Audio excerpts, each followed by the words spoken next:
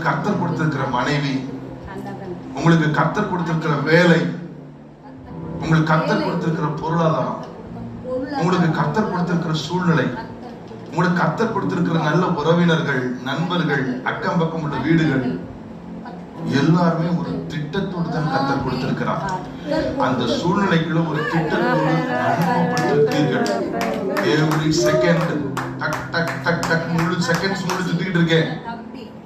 Every minute டக் டக் டக்னு சுத்திட்டு இருக்கேன். Every hour, ஒவ்வொரு மணி நேரம். இப்போ போய்கொண்டிருக்கிற second is not going to come again. போய்கொண்டிருக்கிற மணி நேரம் திரும்பி வரப்போவதே இல்லை. இன்று போய்கொண்டிருக்கிற நாள் திரும்பி வரப்போவதே இல்லை. அனுப்பப்பட்ட நோக்கத்தை நிறைவேற்றி கொண்டிருக்கிறீர்களா?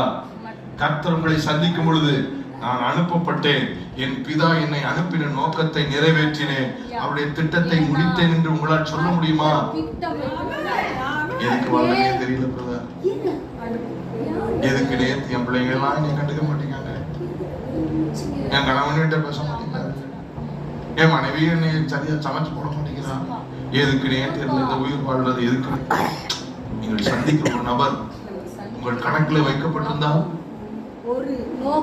நீங்கள் சந்திக்கிற ஒரு சொந்தம் உங்கள்கிட்ட அழுது புலம்புற சொந்தத்தை நீங்க இயேசுவை பற்றி சொல்லி அவர்களை ராஜ்யத்திற்கு நேராக திருப்ப வேண்டும் என்று உங்களை குறித்து புஸ்தக சொல்லி, உங்கள் பிதாவின் சித்தத்தை செய்வதற்காகத்தான் உங்களை அவர் அனுப்பி வைத்திருக்கிறார். நீங்கள் அனுப்பப்பட்டவர்கள். கைகளை தள்ளி சொல்லுங்க, நான் அனுப்பப்பட்டவன்.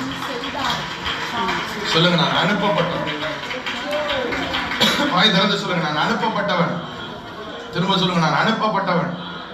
சொல்லுங்க, நான் அனுப்பப்பட்டவன்.